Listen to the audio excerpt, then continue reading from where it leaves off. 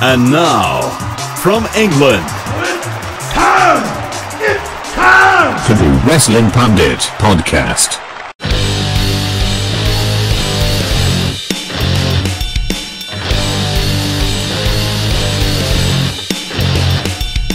But I can't start. Someone else count me down. I had to do it for Let's Play. 2, 1. Hello everyone, welcome along to another episode of the Wrestling Pundit podcast on the Supla Network. That's youtube.com/the Supla podcast. Lots of shows on there. The flagship Supla podcast is my podcast. Lots of video shows and all sorts of good stuff, so be sure to check that out. I am, of course, your host, Keelan Balderson of WrestlingPundit.com. And today I'm joined by Carmine Antonelli. Hey, how's it going, everybody? And Sam Brooks. Hey, howdy, hey. Judging my fucking introduction. 7 out of 10. 7 out of 10. It could be better. Yeah. A solid B. Not bad. B+. B+ player. God damn it. It's a good little spot for you, Carmine. Shut up. Speaking of B+ players, the big news out of Raw, everybody, is that Daniel Bryan needs time off for neck surgery. The news broke before Raw on the websites and things, but he announced on the show that he is indeed injured, and it is a legitimate injury. It's not just a big storyline. He does need time off. PW Insider are claiming that it'll only be a couple of months, so not major neck surgery, but I guess any neck surgery is not exactly fun. No. And Dolph Ziggler made an interesting comment on Twitter saying, "I know exactly how you feel. Don't take anything for granted. Good luck, man. I mean it." And of course, Dolph Ziggler had his push completely derailed because he had a concussion. So I wonder how this will affect Bryan's position. I see this ending in one of... Well, originally I didn't know how serious the surgery had to be. I didn't know if it was going to be like a John Cena type of neck surgery where he's back and he just keeps fighting for 10 years, or if it was going to be an Edge type of thing where now he's on borrowed time and he's fucked. But turns out it's minor, so yay. But this could either he comes back and all the shitty storylines are over and he takes off and everything's great, or he comes back and is the new Dolph Ziggler. Well, I wonder whether they'll even take the title off him or not.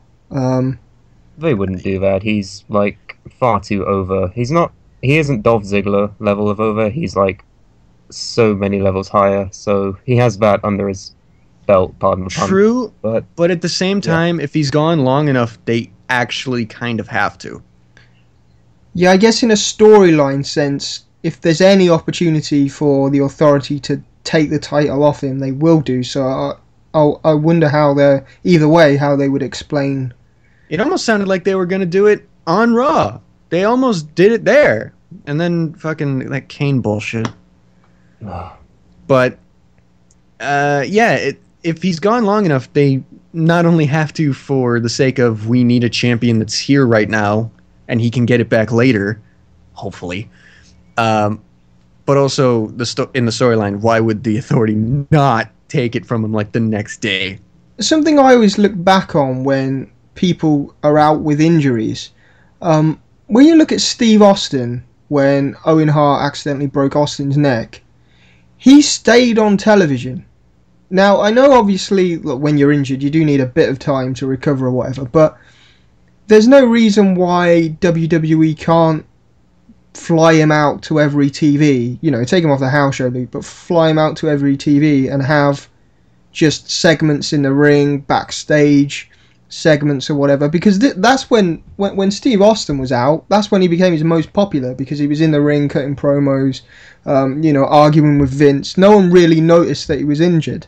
He didn't have matches, but I mean, yeah, there's no reason why they can't keep him on television and maybe get his character over in a different way, because obviously one of the main criticisms of Bryan is that he's not great on the mic, or they've not given him enough to actually say. After a while, yes, gets a bit boring, but I mean, it could be an opportunity to make him even better. But I don't know how they'll handle that. Well, one thing they'd have to do if they decide to go that route is, well, first of all, they'd be forced to have to stop having Kane chokeslam him every week. Yeah. But you'd really have, if he does show up every week while injured, he has to not be a bitch about it. Like, as soon as WrestleMania was over, and even now after Extreme Rules, after he won his match with Kane, he's done nothing but get beat up and run away from Kane. You mean he's done the same thing pretty much every single episode of Raw since SummerSlam? Not even that so much. SummerSlam all the way to WrestleMania, there were mixes of things. Like, he would get beat up by Orton, he would get beat up by Triple H, then he would beat up Triple H, and he would beat up Orton, then he would win a match or whatever. Here it's just, he gets chokeslammed by Kane, he gets tombstone by Kane, he gets chokeslammed by Kane again, then he runs away from Kane with Brie Bella screaming at the highest possible octave. All of a sudden it's a horror film, and... Yeah, because we've never seen that before, have we? Zack Ryder. Exactly, and I'm so worried about that. But it's like, oh, he gets chased out of the arena by Kane with Brie Bella screaming at the highest pitch possible. And then he fucking gets dragged out onto the stage like a fucking corpse by Kane. It's like, this is ridiculous. Was that bit really necessary for Raw? I think that just... Well, you knew he was going to be out anyway. Did you really need to, like, bring it home by bringing out his limp corpse? Well, because then they did this stupid fucking thing where Brie Bella and Stephanie were both mourning over his stretcher as they were taking him to the ambulance.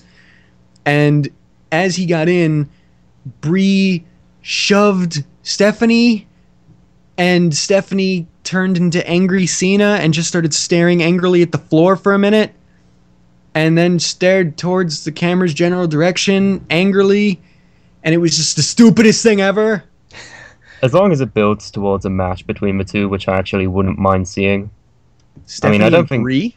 Yeah, I like to think that Stephanie doesn't have ring rust, but, you know, you never know. It could be a thing for Payback. I'd be interested in seeing it. Was she ever a decent wrestler? I've never seen one of her matches. Well, she held the woman's title, so she's automatically better than half of every diva ever. The thing with the McMahons is, they're not wrestlers, but all of them... Have wrestled. They have some, like, they have talent in a non-wrestler kind of way. Like, Vince McMahon fucking goes all out when he's in the ring, even though, like, they have hardcore brawls of blading everywhere. Shane McMahon's jumping off Titantrons. Fucking pulling off coast to coast. And I don't know if Stephanie's any good, but that's the first thing I thought of when I saw that segment, is that those two were going to have a match, but then I was like, do I really want to see that? Well, I don't know. It wouldn't hurt seeing it. I mean, it would be something different. It would be different. Because as long as they don't somehow... Stephanie's had the same kind of role within television for years now, so it would be a nice, change of pace if she, donned some ring gear and did nothing. As long as they don't fuck over Paige and make it somehow about the Divas title. Stephanie McMahon, new Divas champion. No, don't say that. Don't say that. Don't say that. It's going to happen. Don't say that.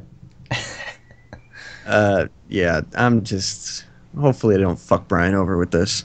They shouldn't do. What's going to happen at the next pay-per-view? That's what I'm thinking. Or special event, sorry. Main event's going to be Shield and Evolution, I can tell you that already. I still haven't watched Extreme Rules, but from what I heard, that match was the best of the night. And the main event was good at Extreme Rules.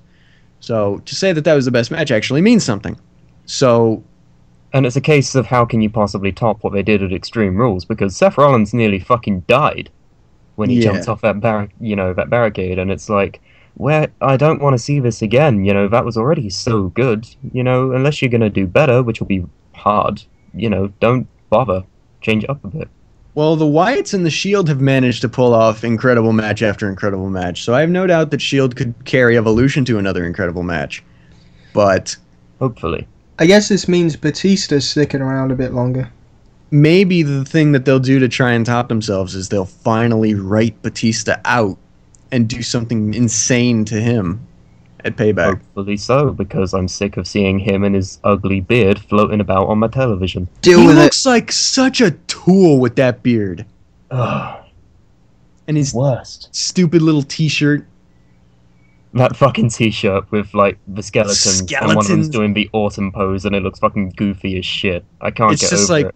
it's just like the symbolism of we're all dinosaurs. Look at this.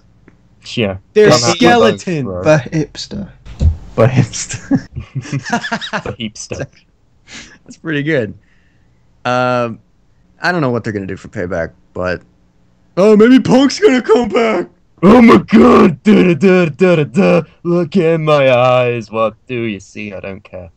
By all Payback accounts, to Chicago. he's absolutely sick of just being famous.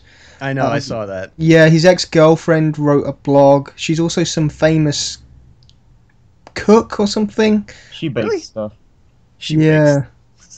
But yeah, she wrote a blog basically saying that Punk's sick of the fans harassing him. People are like at his door and stuff where he lives, and he just wants to, go chill out at a hockey game or whatever. And he just wants to like relax and get out of the limelight. So I don't see him coming back anytime soon.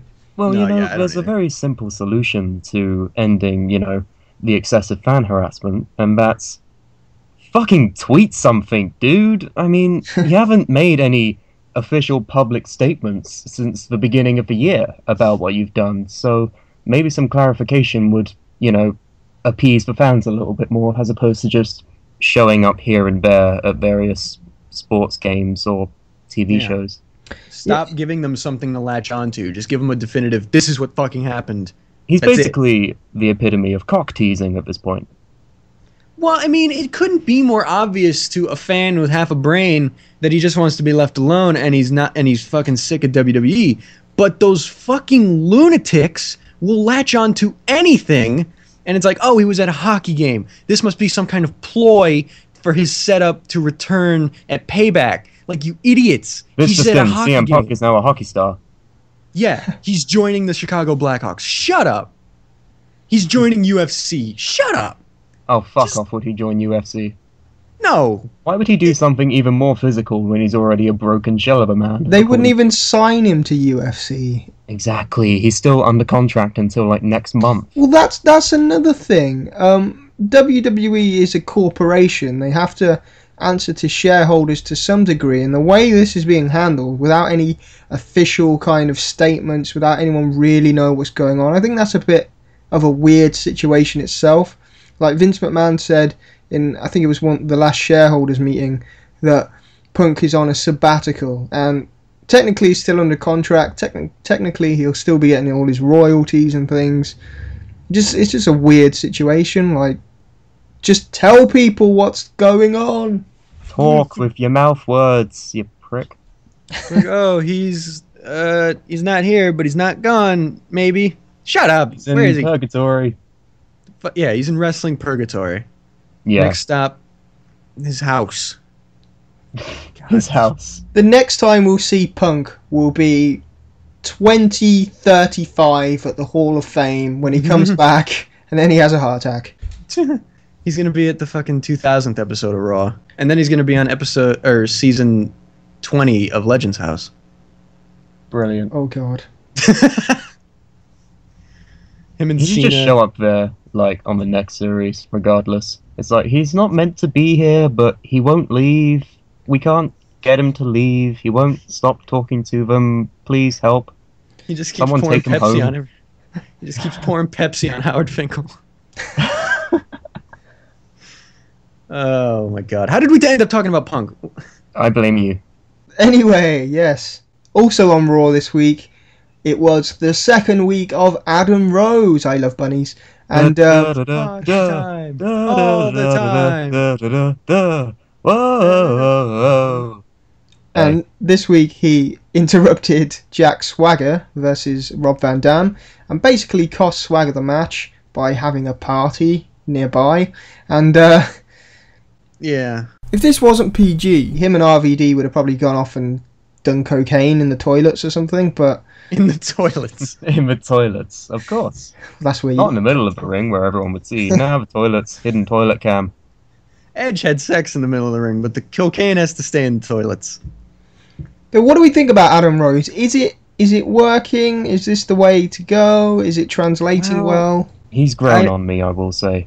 I love the character, but as far as the storyline they're doing, I don't know yet, because it's weird. Like, they've injected him into the already weird three-way feud between Cesaro, Swagger, and Rob Van Dam. And now he's involved because he's foreign. But no one's directly said he's foreign. It's not like Sheamus is always coming out saying, I'm Irish. It's like he's just kind of there having a party. But it's obviously implied he's foreign because he's got an accent. So Coulter hates him. So Is he British or South African? The guy himself is actually South African. I know the that. character's supposed to be British, though. You can't tell. He's got like the weird hybrid voice. It's like they're booking him as if he's already over, as if everybody already loves him or already knows all of his catchphrases, and everybody watched NXT, and this is someone that would have got a massive pop when he came out. And it didn't happen because not everybody does watch NXT.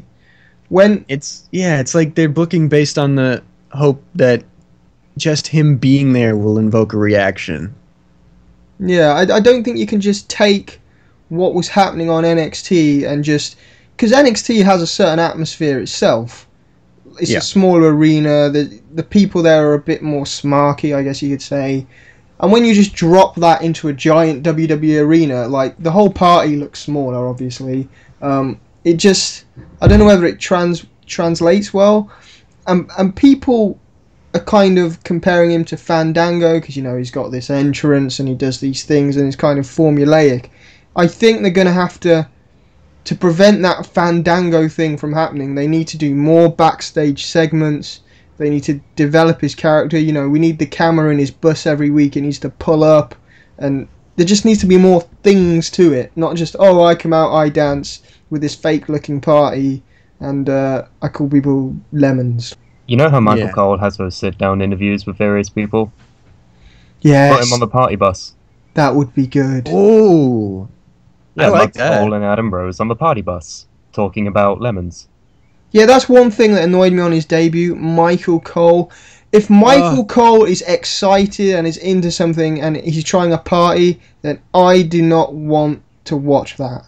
So no one wants to go to a party where Michael Cole is having fun, because that means it's not a good party. Exactly. Yeah. He's a dweeb. I don't know if that word still exists, but... Dweebenheimer. Dorcas. Dorcosaurus Rex. What the fuck? I don't know. I'm tired. When Bo Dallas debuts, if Michael Cole plays it straight and is really into Bo Dallas, that would work. Like, make that would totally work. But attaching Michael Cole to, like, some party, like, he's not cool. Michael Cole is not cool. Yeah, I fucking hate the commentary team anyway, so whenever they latch onto a certain superstar, it kind of inclines me not to like that superstar anyway. Yeah. But it's like the Yes movement. When it was organic, it was fun. It felt like people were getting behind something. And then when Stephanie McMahon puts a pause all over it at some corporate press conference, it's like, no. No. When they come out with T-shirts or... Like, there's so many things they could have done with Bryan. Like, outside the arena, protesting kind of stuff. Maybe giving out his own T-shirts from the back of a van or something, like... From the back of a van. Just to make it more organic. I'd actually like to see segments where Rose drives the Exotic Express around and just, like, crashes drives parties. That fucking bus? I would say the bunny, but he's always in the back, too. I wouldn't want to be, you know, driving a massive bus full of, like, 50 people in a bunny costume. My what's it called? Oh fuck, my insurance wouldn't cover that. No, I don't think so. Well, what happened to your bus? Well, the bunny was driving, I don't know. He saw a carrot on the side of the road and thought, I have an idea. He's wearing a giant bunny mask, you can't really see too well. He doesn't know where he is. We just found him and put him in the bunny costume.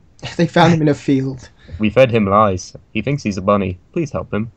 Please help us. We're all a mess. Actually, just the dude on LSD. Yeah.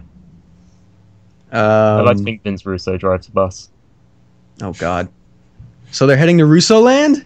And then he takes a swerve left. Oh, nailed it. Nailed it. But I like Adam Rose. I just think they need to give him some sort of storyline that makes sense. Give him a match. And a match. A match would be nice. What I really find funny is reading comments on websites where you get these really close-minded people, and their only criticism, like, of not liking Adam Rose is that he seems gay. It's like, oh my god, gay campness, get it off. Ugh. The guy who has several ex-girlfriends and a girlfriend of, like, future ex-girlfriend potential. Gay. This is my current ex-girlfriend and my future ex-girlfriend. Yeah, that guy's gay. Gay. But I guess that's what they're going with like Zeb Coulter, is that Adam Rose is this kind of modern, does what he wants, a little bit camp, but still, you know, gets women and things, and Zeb Coulter's this old conservative stuffy guy that doesn't get yeah. it. They don't even have to play the foreign card if they don't want to. They could simply go with the generational gap of the party guy and the old war vet. But then again, you don't want some guy's gimmick being he's old. Like, that's his gimmick. But he is an old man. But he comes out and he's that old racist grandpa that everyone has, and he's just there. And then this young party guy with a long hair, with a bunny friend comes out, and he's like, "Don't be a lemon," and it's like, that would work. But they also that way it totally does work. But then you have the dangers of, you know, is it a Adam Rose Zeb Coulter feud, or is it an Adam Rose Jack Swagger feud? Well, I think any feud with Coulter involved has been really America versus whatever feud anyway. So True. it would just be changing it from America to back in my day. Speaking of Coulter, though, I was watching the top 10 WWE Network countdown show of the top 10 bad guys, and they had JBL, and it reminded me, JBL for a while was Zeb Coulter. He was on the Mexican border kicking people out and stuff like that. Why didn't they do that with Zeb Coulter? JBL was far more controversial than Coulter. Because Glenn Beck only paid attention to Zeb Coulter, like, now. If he paid attention to JBL back then, it would have been totally different. But, yeah, I just like to blame Glenn Beck for everything wrong. That makes sense. They also need to let him actually cut promos instead of just vomiting catchphrases. Yeah, that would help as well. Because he seems like a guy who has, like, intelligent things to say. And he's obviously funny. If you watch those vignettes, like, he's funny. Let him say funny things that aren't just his catchphrases. But not so funny that they're, like, two-dimensional and bland, but, like, funny that it fits in. Don't just have him in a backstage segment with, I don't know, fucking Macaulay Culkin for, like, no reason. Like, let me put it this way. Bad News Barrett was a miracle that it worked. Don't count on that happening again. Don't have backstage segments where he just shows up with Cody Rhodes and Goldust playing with a Lego set, and he's like, "Don't be a lemon." Don't do that. Let him actually say things in the ring and fight people. Let him be someone. That's always the thing with wrestling, though. You've got to find that happy medium where you have a certain amount of repetitiveness that the crowd can get behind and can anticipate and join in with. But you also don't want it to be formulaic and just nothing to it. Yeah. Totally, yeah. I have high hopes for it, but they could very easily drop the ball. And I hope they don't. Like, anyone who has catchphrases, like the most famous catchphrases ever, you listen to, like, Stone Cold, The Rock, Chris Jericho, but they all had other stuff to say. It wasn't just Raw is Jericho. What? Layeth the smack it down. Like, that wasn't all they said. No, well, that's the thing. Back then, the shows always used to start with like 20-minute promos and back and forth trash talking, and nobody seems to get to talk anymore in an extended kind of way. It's always a quick interview or some catchphrases, or there's no substance anymore, I don't think. For some reason recently, they love doing those, like, debate segments in the ring where everyone has a podium. Give Coulter a podium and give Rose a podium. That would be entertaining. With, like, flowers and, you know, garish things and all that stuff. Make them, like, more exciting question time. Yeah, when's the next kind of American presidentially kind of day? I don't know. Oh, the debates and stuff for the presidency? It's not till 2016. Do they have? That's a while away. If Yeah, there's an it's every 4 excuse to years. have that kind of podium debate thing, I think that would definitely be interesting. Well, they did it with Yeah, Sheamus just- and Big Show the other year, and I don't think Did? that was related to anything presidential. Yeah, it was the one where Big Show accidentally broke the podium like a dipshit, and then they had to improvise around it. Was this on a SmackDown? Well, probably. It might have been Because I Raw. don't watch SmackDown, and I have no idea what you're talking about. But just give Coulter and Rose a 10-minute segment where they just talk to each other and get mad at Coulter gets mad at Rose, and Rose just dances. But not just dances, like he actually talks and just jokes I around. could with just Coulter. imagine, like, what is your immigration policy? And Zeb Coulter's like, oh, we need to kick them out, they're taking our jobs and all this shit. And Adam Rose is like, bring everybody in, let's just have a party. As long as they're not Yeah. lemons.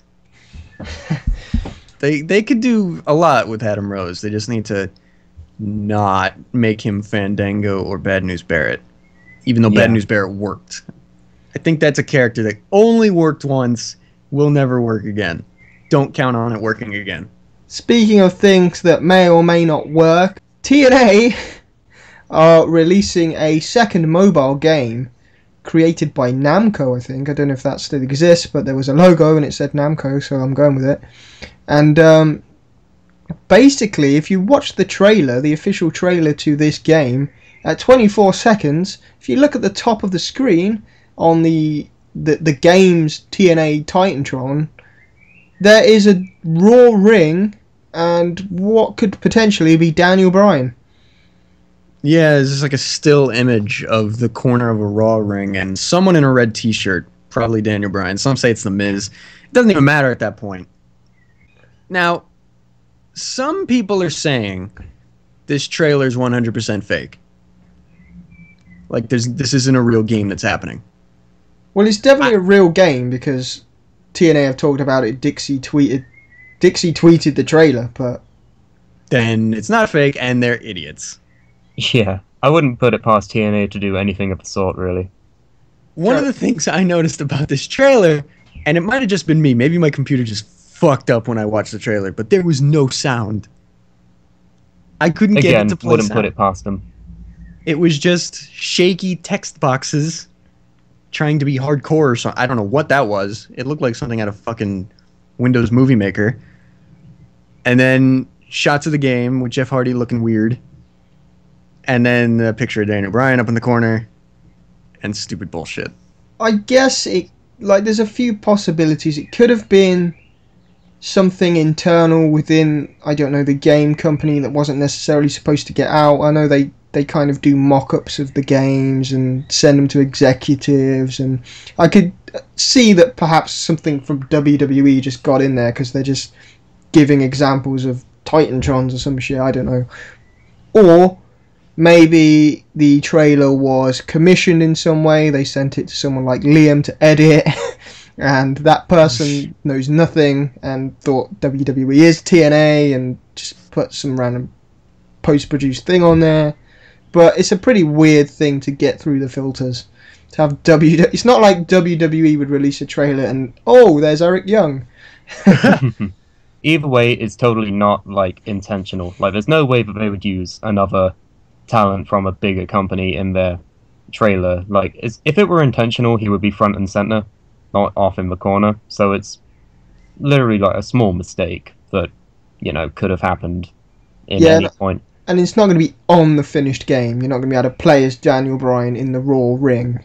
Yeah. Totally. But as far as the actual trailer goes, that game looks like shit. Well, it's TNA. What do you expect? Because, like, the Titantron setup looks like something out of a WrestleMania. Nothing you've ever seen on an Impact, I'll tell you that. There's, like, 50 monitors and some big elaborate stage. None of that exists in any TNA thing ever. I think it's idealized to be the company that they want to be. So they have the garish ring, they have Daniel Bryan, they have Raw, We are Raw. That's the whole thing with TNA. I was reading a column by somebody and it made a lot of sense. TNA doesn't have any self-awareness. So they're pretending to be this giant promotion. They have all this TV, like television production, but then when people go and watch it live, they're like, "There's nobody here. Who are you acting to?" They don't acknowledge what they are. Like smaller indie feds, they portray that they're the underdog. They interact with the smaller crowd. There's an atmosphere to it. But TNA are just pretending that they're WWE, and it doesn't. It in a way it makes it seem worse than if they just accepted that they're a small indie fed. Yeah, It's like the Bo Dallas effect, almost. Yeah. Like, They believe- itself they as the believe- delusional gimmick they believe that they're better than they are. when they're totally not. I don't know, man. I didn't even know they had a first mobile game, because apparently this is their second. Yeah, they had some bollocks once, but Well, there I mean, you go. And then so instead of trying to make an actual console game, they're going with the mobile market, which is the worst market. Well, remember what happened the last time they made a console game? True, but at least like that one had qualities of a game. Mobile games don't have qualities of games. Yeah, but they are insanely popular. They catch on like wildfire, depending on what it is. I'm not saying that'll happen with the TNA game by any The means. free ones but- do. Yeah. That, Candy Crush again, does, not the if TNA if mobile it's like game. if it's like $1, then Yeah, it sort of plays into the whole, we think we're better than we are. They're thinking, oh, we're going towards the mobile market. That's the most, lucrative market in video game history. If we make a game for that, it will automatically sell like wildfire, regardless of quality. What TNA obviously this is the whole point, is that they fail to realize anything about themselves. But one of the major things they fail to realize about the mobile market is that it is the most hit and miss market in gaming ever. You either skyrocket in popularity like Candy Crush or Angry Birds, or you just don't sell anything. do you know what would be a more popular game that probably would take off? If it's just Bully Ray, you're a Bully Ray character, and you have to, there's some kind of repetitive task where you just put people through tables, and you get points, and you go on to new levels, and there's harder tables to smash, or something like that. Flappy Ball? Yeah. A puzzle game with Bully Ray and tables. Bully Crush or something, I don't know. Bully Crush. Bully Crush, there we go. The Bully Crush saga. Quick, patent it, we need money. Angry Bully Crush saga bird. Word. Just bird. I like how they use Jeff Hardy though to sell the game, and Jeff Hardy's Jeff Hardy in the game. And Not well. TNA also released the Jeff Hardy exercise app, and it's all about Jeff Hardy. Because Why would you Jeff wanna- Hardy is a name. It's a name. You can advertise it. People know who Jeff Hardy is, not this fucking flying retard. I get that it's a name, but like, why would you want an exercise app based on Jeff Hardy? The only thing worse than that would be if it was Matt Hardy. It's like, this is what we do, guys. Run on the treadmill for 5 seconds. Snort your meth. Get back on the treadmill for 5 seconds. Or Go if you're Matt party. Hardy, this is the Jump for a exercise regimen. Eat grapes. Eat Eat more grapes. Eat even more grapes. Beat up your girlfriend. But yeah, if anything, if you're gonna do like a fitness type thing, surely you would model it off of, I don't know, the Olympic gold medalist that's in your company that may know something about it. Or, Yeah. or you could go, how to lift weights with Rob Terry. Yeah. Or the Freak, Shit. as he's now known. Shit, I'd rather have a fitness app based on Magnus. At least he's in shape. Step 1, pout. The end. Step 2, be Hugh Jackman. TNA apps are just not. That's not a. I refuse to accept Oh that. God, you just reminded me of something. No. Stephanie McMahon was invited to the White House to talk to the Division of Social Engagement. And basically, Stephanie McMahon was at the White House advising the White House how to engage with the public on social media. No, no, no, no! Hashtag Obamacare. Like, The oh, White House now has a tout account. So now every fucking State of the Union address is gonna act like a fucking Michael Cole segment where Obama just shows you how to fucking run the White House app or whatever app they have. It's like, here's how you download the White House app. the fucking White House app. Or they'll just get Michael Cole to do it. And Just then take the you have extra a step. very polarizing presidency. Oh, Fuck. God. You can take a poll on how you want to see us handle this fucking Ukraine incident. That would probably work out. It's best Nah. for business. So they do it on a poll. Ukraine on a poll. No, Obama versus Putin. this isn't Russo. Oh my god, Putin! Ah, you said the word Putin! Ah! Obama versus Ukraine. Or no. Obama versus Putin in a Ukraine on a pole match. Winner gets Ukraine. The whole country. It's best for government. The 52nd state, Ukraine. All the way over in Europe. Yay. What the hell qualifies Stephanie McMahon? She's born into a dad's company. Like, who... Why can somebody like her have any more kind of sway over governmental affairs than anybody else? What qualifies her? It literally would have made... my voice just shit out of me. It literally would have made more sense if Michael Cole did it. At least he fucking knows the app inside and out. Either Or at that, least how to download it. either that, or they're planning for The Invasion 2, where Oh, the no. WWE invades the White House. It's literally going to be an invasion where WWE helps the United States invade a country. Triple H versus Barack Obama in a tables match.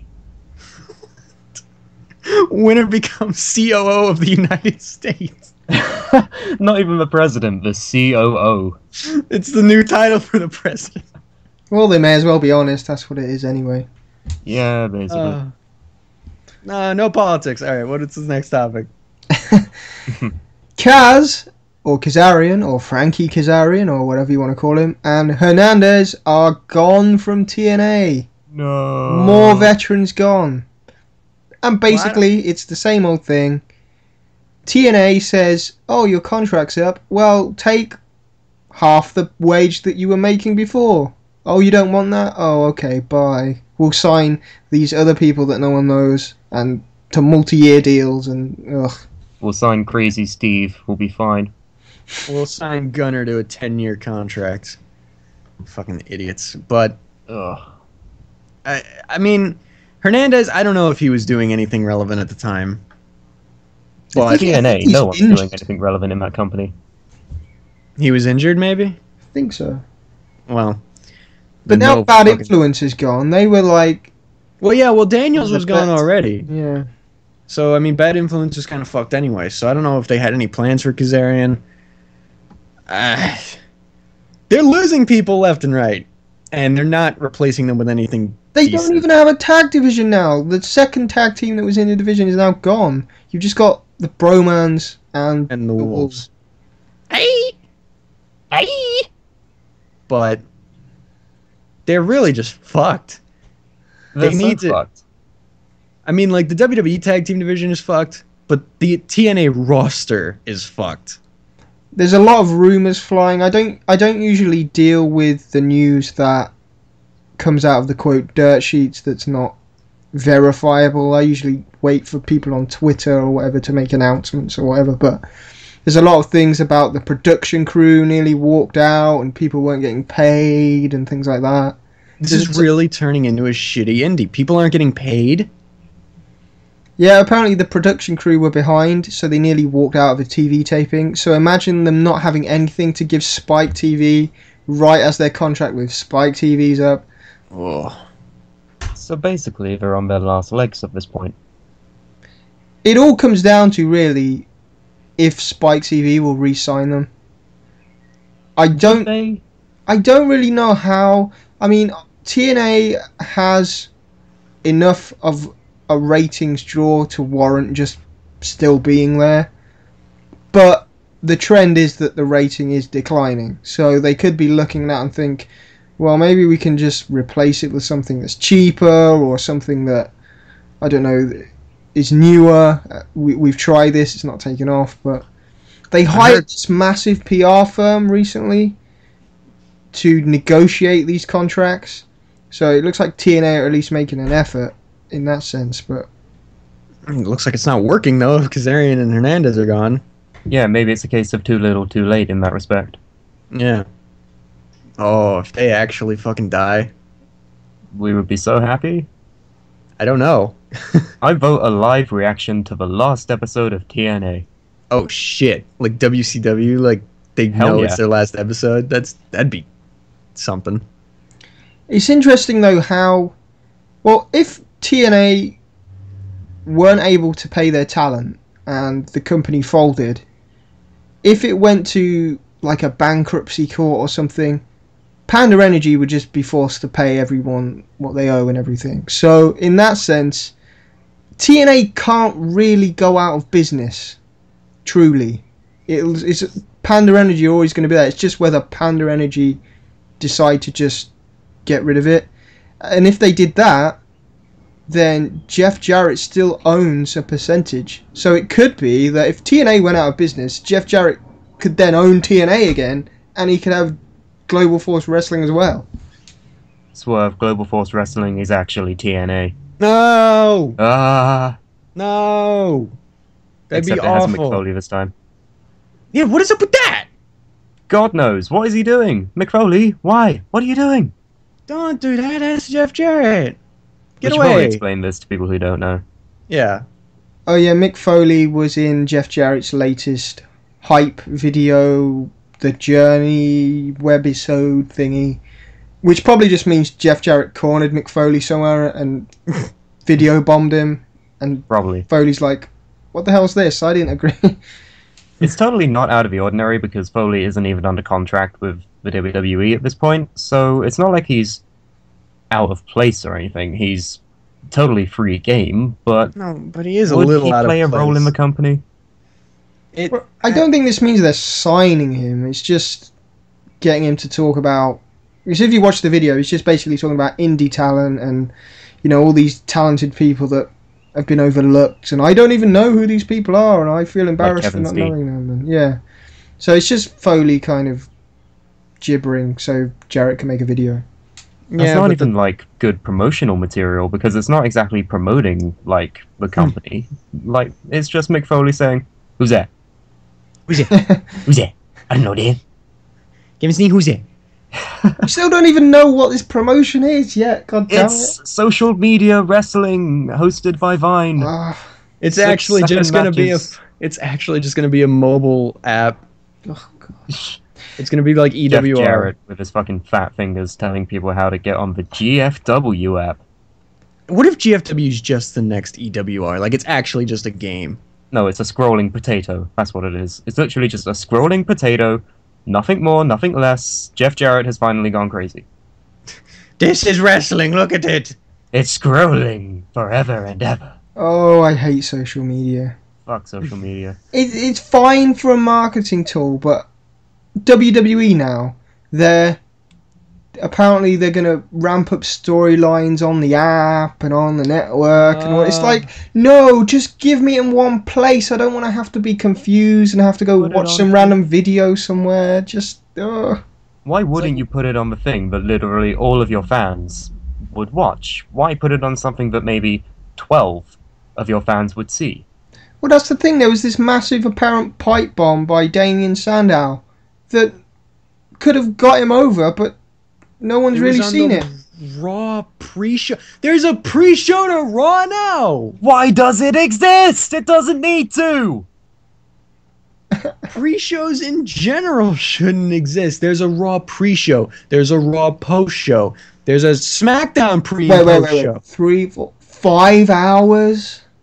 5 hours of Raw? Well, I don't know if the Sit pre and down post for shows. 5 hours, let alone watch something for 5 hours. I don't know if the pre and post shows are an hour each, but regardless, no one's gonna hop on the network a half hour even before Raw and just be like, "Gotta make sure I catch the pre-show. What if Damien Sandow says something cool?" It's like, no one's gonna fucking do that. It would help if they marketed it more, other than like photos on Facebook that just say Raw pre-show. Yeah, it'd help Like- if they promoted the damn network. Yeah, put something on there that makes people want to watch and Have a tell segment. people to watch it. Have a segment where Michael Cole tells you how to sign up for it, or tell you what's fucking on it so people want to sign up for it. Yeah. It's like, hey, do you want everything wrestling related? Because it's here, and it's cheap. Do you want to watch the debut of the Shockmaster in shocking HD? Well, now you can. If that line word for word is not uttered by a commentator at some point in the near future, I'm going to be upset. So am I. That was brilliant. Yeah, this network and app shit is so... Just fucking put a show on TV that people watch and then make a pay-per-view every couple of months, not every month, every once in a while, and then do stuff that's good and just fucking be a wrestling company. Your advice is great. Just do things that are good. It's just so convoluted. You have to literally go to every website to understand why Daniel Bryan got chokeslammed by Kane. It's like the explanation for this is in a YouTube video somewhere, but the setup for that YouTube video is on the app, which is linked to the network. So you got to make sure you catch the Raw pre-show to make sure they recover everything in case you missed the fucking... It's like, shut up, just put it on TV. It's turning into an alternate reality game where in one point you have to go out to some godforsaken forest, dig a hole, find a box that has a phone in it, turn on the phone, and see Daniel Bryan having an interview. It's like, no, just put it on TV. You have 3 hours already, and you're not filling the time right.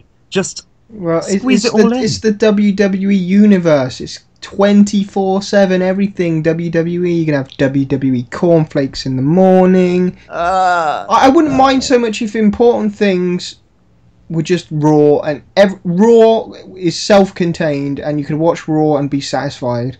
And there could be other things, but they're not central to anything. But now they're starting to scatter things around.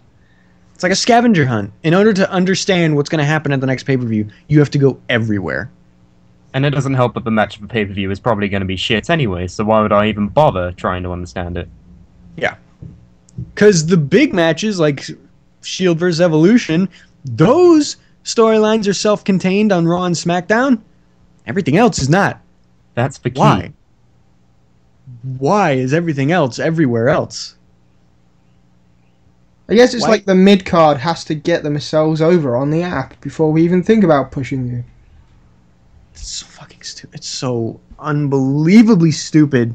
Like when they started doing those YouTube shows, like everyone had a fucking YouTube show.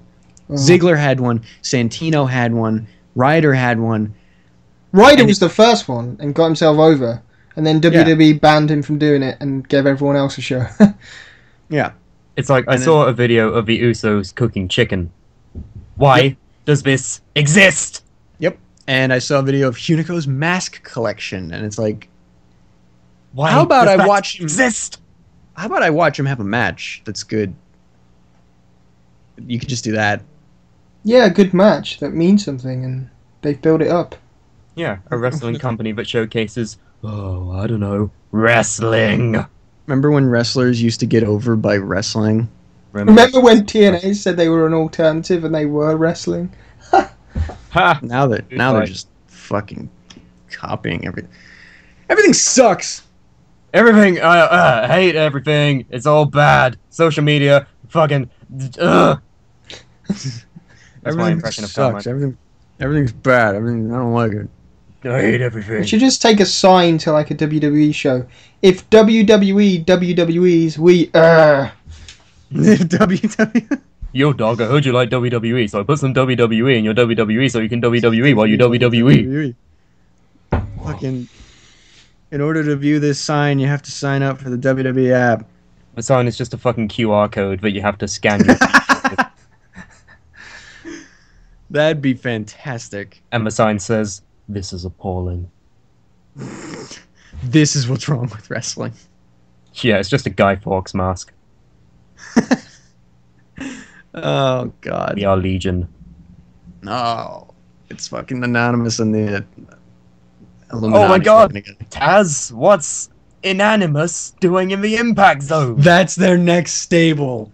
Oh my Inanimous. God. Inanimous. That's their name. Not Anonymous. Inanimous. Hey guys, it's Latin for anonymous. Oh, it's so clever. Ha, please keep our company afloat. Then Anonymous is gonna fight the fucking menagerie. Because fuck it. The theme song is shit, by the way. I'm glad it doesn't play throughout the entire match like it was planned to, because otherwise I would just, be forced to bite the bullet. Oh, Rebel's not his sister anymore. It's his girlfriend again. Wife, sister? What the fuck? Maybe sister is just a weird pet name they have and they're just really fucked up people. Or maybe he just said, like a southern, oh, hey, sister. And he didn't didn't mean sister. What the fuck? That's fucked up if you're in a relationship with someone. What the fuck? Then again, America. What? Land of the free, home of the weird. What the fuck? What the fuck? This stable makes no fucking sense. It's TNA, nothing's gonna make sense. Because I saw their debut match, Likewise. and it was the worst thing ever. The guys that were like 12 feet tall on the stilts. We're just clapping and then looking confused. Yeah, it's like, why are we here? Just keep clapping, maybe they'll feed us. Yeah, I see where the Adam Rose comparisons come in, because there's just fucking random people everywhere. And Crazy Steve cocked his head, and I guess that was supposed to mean he's crazy. And Rebel was doing splits on the ropes. I've never seen that before. And Nux was right behind her like, yeah, look at that shit. Like, he was literally pointing at her going, look at that. It's like, oh, I'm banging my sister. It's like, no. No, It that's was not the something you boast about, you fucking carny. It was the stupidest thing ever. There's literally, with things you often get like the moral event horizon where it's so bad that it's good. This is just bad. It's all bad. There's no sense of Nux- enjoyment to be had in this at all. Nux isn't a good enough wrestler for me to care. He's bland. He doesn't even fit in with his own fucking stable. He looks like he's still in Aces and Eights. He's just wearing fucking plain clothing. He's not even wearing a fucking, like, I don't know, if he was wearing a Randy Savage type robe that was fucking colourful and shit ugly, then maybe that would make more sense. Yeah, like if he was the fucking ringmaster of all these idiots. But no, he's just kind of there. He's an idiot too. Fuck it. Just a stable of idiots and fucking weird. What is Rob Terry wearing on his head? It looks like the Japanese Vader mask thingy, unless I'm just imagining that's what it It was. looks like something out of fucking Robot Wars. It reminded me of a Shockmaster mask. He just falls through, like, the stage and it That comes would up. have been brilliant if they I would have actually enjoyed that. gave him the real style Shockmaster mask. With a That's fucking just- black feather boa as well. Just an insider joke. That would have been hilarious. Unfortunately, TNA is not that clever nor self-referential. He just falls over and- It's not like WWE owns that gimmick because it was a Stormtrooper mask painted with sequins. It was the dumbest shit ever. What if he like had that mask and then fell into one of the dudes with stilts and knocked everyone over? Like there was just a domino effect of people in stilts. And then TNA would give him the world title because he's a comedy character that everybody loves. And now, introducing your new TNA World Heavyweight Champion, the Crazy Steve. Highlight balloons! Fuck off. No. Just go away, back to your flooded carny home with the arcade cabinets, and... Yeah. Just go away. So after they've been in TNA and got a few paychecks, are they just going to go buy some arcade machines and leave? Yeah, that's what I don't understand. We're only here for the arcade machines. Because that's what Mike today kept saying over the course of the debut match. The whole reason Nux brought these people here is because they lost everything in their carnival or whatever. And so, yeah, how can you possibly keep those characters around once they're there for a substantial amount of time? I guess they're More in importantly- Orlando. Isn't that kind of a theme park carny thing? Yeah, why not just get jobs at Universal? More importantly, Steal their machine. they just happen to know how to wrestle. Yeah. Who'd have thought? Brilliant. They would fit into a wrestling company. Carnies and wrestlers are not one and the same. You have wrestlers at carnivals, but not all carnies are wrestlers. What the fuck are you doing, TNA? Why not put some logic into your product instead? This Yeah. bullshit. Like how bullfighters actually know how to wrestle as well. Oh, wait. No, they don't. That's why Los Matadores are stupid. And you And think then- gorillas know how to wrestle. Oh wait, Ryback. But the Menagerie is just the stupidest fucking shit ever. It's Fuck that terrible. stable to hell. Willow's literally better than that. Willow is something that you can easily take the piss out of and have fun with. This you can just take the piss out of and somehow not have fun with it at all, because there's, as I've said, there's just a vacuum. There's no enjoyment to be had in there. Well, if the main focus of the stable is Nux, then he's not the most exciting wrestler in the world. What is the end goal? Oh, Nux is going to be on a pay-per-view. Oh, okay. Because he looks a little bit like Bray Wyatt. A A little bit. A little bit. He's got a similar beard. Just put the fucking hat on and give him some more head hair, and it's like, yeah, just the Hawaiian shirt, go out there and sing a song. Yeah. What's another religious song? Come all ye carnies. No, instead of religious songs, just sing Christmas songs. But it's not even Christmas. Yeah, it makes as much sense as the rest of the stable. A Christmas-themed stable. Oh my god, I need this in my life. They just have Santa Claus as a wrestler, and he just comes out and he body slams the naughty list. They have a naughty list and they have a nice list. Yes, Nux would actually make a better Santa than a carny. Yeah, just a 30 Christmas hobos. version of the Shield, where they're wearing red instead, and they're delivering his naughty list instead of justice. Now I'm losing my shit over like a Jingle Bell remix of the Shield theme where it's just bells. Ching, ching, ching, ching, ching, ching, ching, ching, ching. Instead of Roman Reigns, it's just a reindeer that gores people. It goes through the crowd, like, with people just impaling on its antlers, and it's like, hey, howdy, hey, kids, I just speared your dad. They literally bring back Rhino and rename him Reindeer. Or Rudolph. He has the fucking No, red they name nose him on and Rudolph. strap-on antlers. He's got to be Rudolph. Yeah, and he just pulls a sleigh with Nux in it, just handing out presents. And then you can fucking... When Hornswoggle finally gets fired, he can come in as an elf. Yes! Oh my god, this has got to happen. I'm pushing this for SummerSlam. You have no idea. For Slammiversary. We should start a petition. Yo, TNA, have a Christmas-themed stable. For the fuck of it. I would sign it. Carmine, would you sign I it? would totally sign that. Who wouldn't? Who wouldn't sign? I would literally start watching TNA again if that happened. Right, I'm announcing right now, official, behind the curtain. I'm gonna make a petition on some website. I don't even know what yet. Change.org.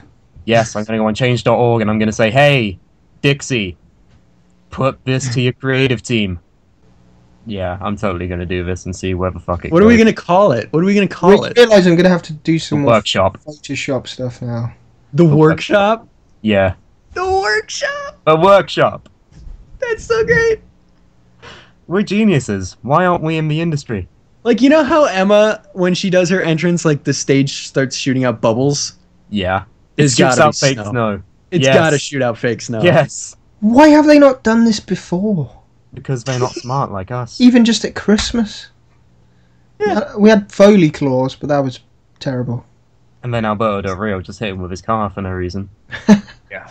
And then that led to that one of the most hilarious matches I've ever seen in my life, where John Cena used a bowling ball to make sure Alberto Del Rio no longer has children. The thing with that, Foley was so convincing, he got no reaction because people didn't even know it was Foley. Yeah. It's just like, oh, it's Santa. We've seen this a billion times. And then you have fucking Michael. It was a different year, but Michael Cole's like, oh, Santa's not real. Yeah. Great. Good Biggest going. heel in the year. PG era, folks. It's the reality era. Reality era. The Easter Bunny's not real. Get over it, Adam Rose. No, I like bunnies. Bunnies hop. Lemons are not real either. They're just sour oranges painted yellow. Conspiracy. Biggest conspiracy ever. How can mirrors be real if our If our eyes eyes aren't real. Fucking, what's his name? Jaden Smith. I was gonna say Willow Smith. I almost said Willow Smith. I just have this like tiny Jeff Hardy Willow like living Smith. Could you imagine a little Willow in After Earth. I was just gonna say, could you imagine a little Willow being like, "Welcome to Earth." Yeah, they need a midget Willow. You As a think sidekick. you are on Earth, but you're in Really? a shit movie. They should hire Andy. And he just cuts all of Willow's promos for him. Yes. And they call him Willie. Willow and Willie. He's Free Willy. Little Willie. They always keep him in a cage, so then there's like a campaign to like Free Willy. Why don't we write for TNA? Why do we always Guys, I think we're all still infected with Russo foot. Yeah. I was going to say, this is like, we go down this path every time. We always talk about the dumbest shit. And not even about actual news. Is there any more news? There is one more story. Oh, Christ. David Benoit's wrestling debut is not happening. He was supposed to wrestle in June for the Hart Legacy promotion, which is Smith Hart's promotion, basically using his family's name, even though they don't give a crap about it and it's a bit shady. And he basically convinced David Benoit to wrestle on the show, but it turns out he's had no actual training. And Chris Jericho stepped in and basically said, look, he's not ready. Stop pressuring him. Stop advertising him on the anniversary of his father's death. And, wow. You know, if this is going to happen, let's do it the right way. So I didn't even know. Like, the worst. I didn't even know that was the anniversary of the death. That's nuts. Oh, well, it's not the exact date, but it's June. And that's when everyone's going to be Googling Chris Benoit, and they're going to be like, oh, David Benoit's debuting. So, but I didn't. That's just advanced marketing right there. That's the shittiest shitbag move. The worst part is that he can't wrestle. Yeah. Like, photos that was taken of him and, like, you know, D.H. Smith and Chris Masters and all of that, they were just workout photos. Like, he wasn't doing any wrestling training at all. So he hasn't received any training?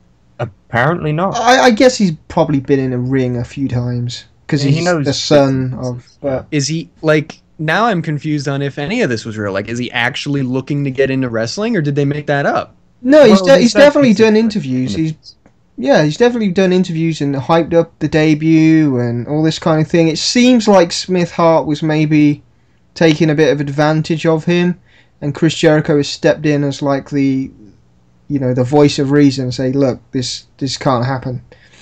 But I mean, me and you, Carmine, were talking the other podcast about this whole situation, wondering whether he's got the right people guiding him, wondering whether he himself, has got his head screwed on straight and stuff. And it looks like this isn't really the best start. No, definitely not.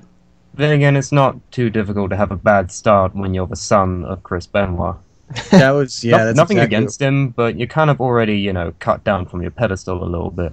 Yeah, that was my main point when we were talking about that, is that you're the son of a unfortunately infamous murderer, and you're trying to get into the same business that he was in when he did that. You're fucked for like the first 3 years of your career. And that's just from an outside perspective. When you analyze it from like a wrestling fan point of view, you can clearly see that things will be different this time around. But because like the general public, they don't know shit, so they're going to think, we gonna murder people again. And it's like, no, just stop and think for a second and, just think. Yeah. And also, like I said in the other episode, that if WWE picks him up, you can't have him do the crippler crossface. You can't have him do flying headbutts. You can't name him Benoit. Well, I don't know if you can get away with not naming him Benoit. But would they, though? Because they've gotten rid of his, like, the Benoit name as if it never existed. But to have him debut as a Benoit, it would just kind of unravel everything they've done. But if he didn't debut as a Benoit, you would get people chanting, Chris Benoit. or Chris Benoit. That'd be even worse. Or just Benoit.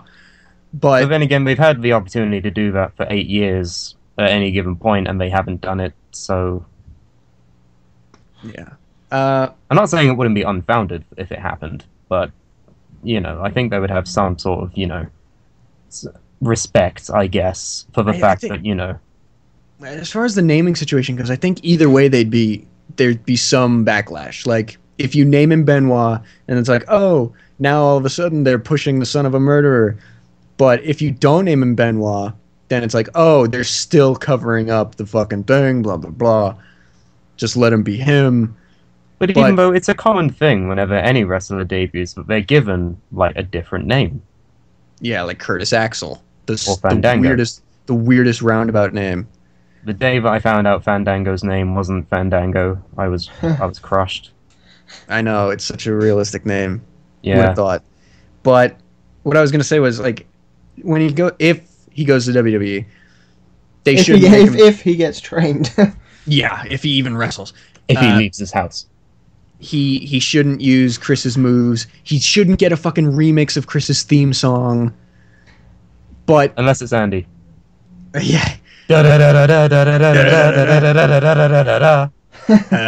wrestling. Like that's literally got to be in the theme song. It's him going, "Hello wrestling fans." That's the start, and then it just kicks in.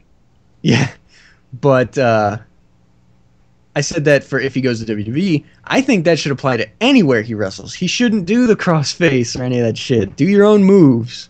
Unless in TNA they decided to be totally tactless and a bunch of, twats and just completely go the full Chris Benoit route, because what's to stop them from doing it like that? Yeah. Out of maybe, I don't know, human decency. He has a fucking feud with the Christmas stable. But it's David Benoit versus the Workshop. Sacrifice 2014. Crippling elves. But no, that's another thing we brought up, is that one of two things is going to happen as far as him getting hired to a quote-unquote major wrestling company. Either someone like TNA is going to pick him up purely out of, look, we hired the son of Chris Benoit. Aren't we controversial? Or no one's going to hire him. I'd like to see him do Ring of Honor, personally, or something like around that level of just indie league, to at least get a good start. Oh yeah, he should definitely not go to WWE for like the first 5 years of his career at least. What worries me is that this guy, he's not a kid. He's 21, 22. He's got a mind of his own by now. Why did he think he could debut for a wrestling promotion? What kind of mindset is he in that he thinks he can do it without even being trained? Does he really know what he's getting himself into if he can't even get over that hurdle? Like, he's going to have a lot more shit thrown his way if he does get into the business. If he can't even train right, he's not really starting this very well, is he? I can imagine like a scenario where, like, this is going to be a really obscure reference, but do either of you remember that film, Like Mike? Yes. Yeah. Basically, my idea would be that, David Benoit, he's a kid in, like, the projects of Canada or something, and he gets his father's old wrestling boots, but they get stuck on a power line. He gets struck with electricity, and all of a sudden, he knows everything about wrestling. He can play basketball really well. Not even wrestling. Basketball. He puts the ball in a crippler crossface. Which is completely impossible, but he somehow does it. Yeah. Fuck, it makes more sense than anything else. Yeah. I just don't see... I mean, if he wants to pursue wrestling, it's going to be one of the most challenging careers anyone's ever had. And if he can overcome that challenge, then, all the more to him. Yeah, bravo. But it's going to suck for a long time, bro. Bro. Brosif. Broheim. Brosophagus. Stop it. You just made me spit on my computer screen. Was it brosophagus? Came out of my brosophagus. But yeah, David Benoit's going to have a hard-ass time if he wants to actually do this. Somebody needs to take him under their wing who... Someone like, I guess Jericho's busy, but somebody like, I'd say Chavo, but Chavo was going to tag team with him, so Chavo didn't seem to know what the deal was. Just somebody that can guide him and just let him do it right. Because this Smith Hart guy seems pretty shady. He's advertising The Rock's long-lost half-brother that no one's ever bloody heard of, who's older than The Rock and had a neck injury like 20 years ago. He's wrestling, apparently. So... Have Scott Steiner train him. Go wrong. Yeah, I think it should be someone like Jericho instead of Chavo, because it's like... again, we talked about this on the other episode. It's like, don't surround yourself with people that are in similar situations, like Chavo and Eddie, and then Smith and British Bulldog. It's like, just have someone like Jericho who knows what the fuck he's doing, hasn't had too many issues in his career. Just train the guy. Here's what you do. Apparently he signed on to join Lance Storm's school, which would be a very productive way to go. Yeah. But he never turned up for like the first session, or he went for a few sessions and just quit. He never got the actual training. Ugh. I guess there's a kind of apathy involved on his part as well, being that if he doesn't, get the training that he wants, he won't really bother. Yeah. Like, maybe he has a kind of attitude about him, like, where he needs things to be done in a perfect way, or a way that will look good in his autobiography when he eventually writes one. Yeah. If you're the son of Chris Benoit, there's going to be so much emotional and psychological baggage to that. He's going to grow up seeing his dad being the hardcore trainer, 5 million squats every day kind of thing. It's going to have affected him in some way, even if it's just he's so obsessed about getting into the business because his dad was in the business, and that's the only thing he and his dad used to share together. They used to watch the wrestling together, they used to go to the shows together. His dad's gone, well, I want to be in the business now. There's something, it can't be smooth in his mind. There's going to be some baggage there somewhere. Yeah, but I think that even with the right tutelage, he could overcome that, maybe with a bit of therapy if he needs it. It's gonna be tough. He does seem, like, kind of stable within his interviews, though, so he can't be the worst. But, yeah, he just needs the right start. And so far, he has not got it. Nope. We can still dream. As you say, he's young. He's got, like, at least 10 years before, he can make his debut and still be worthwhile. Yeah. I wonder why none of the big wrestling newsletters, radio shows, people like Dave Meltzer or whatever, why they haven't approached this story. Why is David Benoit's first couple of interviews on YouTube with the wrestling gurus? It was with the wrestling gurus? Yeah. Yeah. Wow. I gotta watch that, apparently. It makes you wonder whether the wrestling media are worried about touching the story themselves. Oh, I don't doubt it for a second. Yeah, totally. I mean, it's definitely not something that can just be approached, like, straight in. You have to, tiptoe around it almost. Mm. You have to be very careful interviewing that guy. If you are that guy, you have to be very careful answering any questions. It's just basically a whole minefield around both parties. So a lot of people are probably just avoiding the whole situation. Quite possibly. I wouldn't be surprised if that's the case at all. Maybe it's just not the right time. Yeah. Maybe it just comes down to that. Maybe, yeah, I wouldn't doubt if they're just waiting to see, like, is this going to blow up immediately, or is this actually going to go somewhere? Let's just wait and see. Give it a couple years and then we'll know for sure. Instead of jumping on the kid immediately. Yeah. But, yeah. You never know. You never know with this kind of thing. Well, keep an eye on David Benoit. I think that pretty much wraps it up this week. I don't know if anyone's got anything else to add. Any breaking stories they might have. Yeah, sign the petition to make the workshop a thing. Yes. I am pushing the shit out of that. Link in the description. Yes.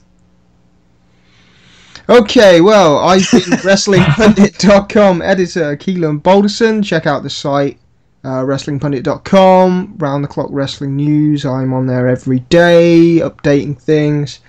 And today I was joined by Sam Brooks. Yo, I am the brainchild of the workshop. And Carmine Antonelli. And I'm the workshop's #1 fan. Boom. Catch you next time.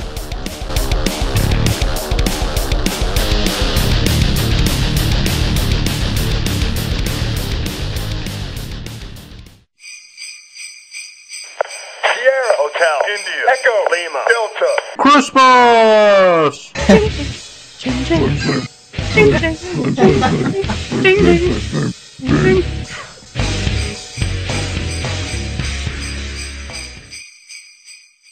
love Christmas.